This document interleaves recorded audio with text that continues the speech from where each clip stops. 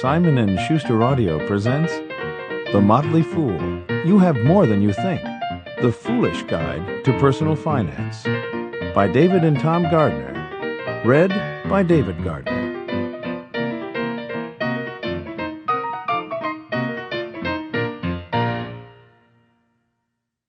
Once upon a time, there was a prosperous country called the United States of America.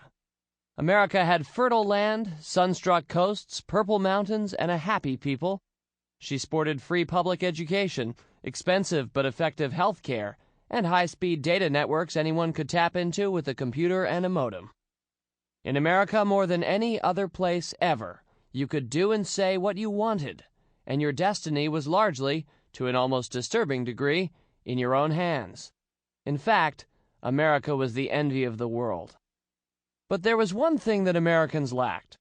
Despite their comparatively rich status, Americans had very little understanding of what to do with their money. Most would just spend it, all of it, and in many cases, even more than that. In fact, 70% of Americans carried around monthly debt on misunderstood little plastic devices called credit cards. Even those not seduced by these devices had a problem. Their instincts might have been right. Save the money and make it grow. But how to save it, how to make it grow, was something no one ever taught them.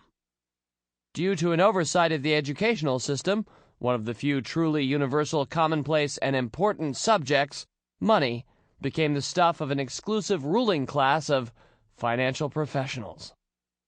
And most of these professionals had for decades clothed the subject in expensive garments, overlong and extravagant words, weighty tones, an air of exclusivity. The implication was that only a wise man could make sense of it all, but should that have been surprising? Most of the establishment made its money by managing that of others. That was the whole business. Thus, the less that the United States knew about its money, the greater the business for its car salesmen, banks, insurance salesmen, stockbrokers, and financial planners.